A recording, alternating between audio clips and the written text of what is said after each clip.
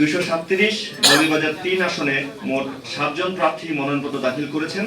তার মধ্যে 2 জনের মনোনয়নপত্র বাতিল ঘোষণা করা হয়।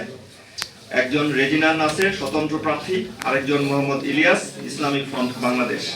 এছাড়া বাকি 5 জন নাসির রহমান বাংলাদেশ জাতীয়তাবাদী দল, জওহরলাল দত্ত বাংলাদেশের কমিউনিস্ট পার্টি, মোহাম্মদ আব্দুল মান্নান বাংলাদেশ জামাত ইসলামী, মোহাম্মদ লুৎফুর রহমান কামালি বাংলাদেশ খেলাফত মজলিস এবং আহমদ বিলাল খেলাফত মজলিস, এই 5 জনের মনোনয়নপত্র বৈধ ঘোষণা করা হয়।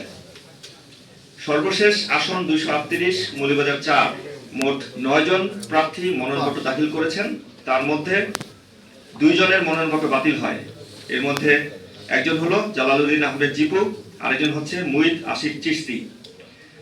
বাকি 7 জন শেখ নুরে আলম হামিদি বাংলাদেশ খেলাফত মজলিস, মোহাম্মদ মহসিন মিয়া স্বতন্ত্র, মোহাম্মদ আবুল হাসান বাংলাদেশের সমাজতান্ত্রিক দল, প্রীতম দাস জাতীয় নাগরিক পার্টি, মোহাম্মদ জরিফ হোসেন জাতীয় পার্টি, মোহাম্মদ মুজিবুর রহমান চৌধুরী বাংলাদেশ জাতীয়তাবাদী দল এবং মোহাম্মদ আব্দুর রব বাংলাদেশ জামাত ইসলামী, এই 7 জনের মনোনয়নপত্র বৈধ ঘোষণা করা হয়।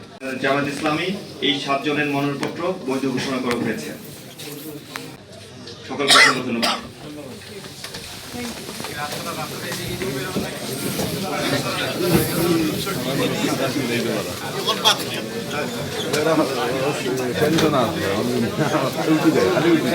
খালি উঠে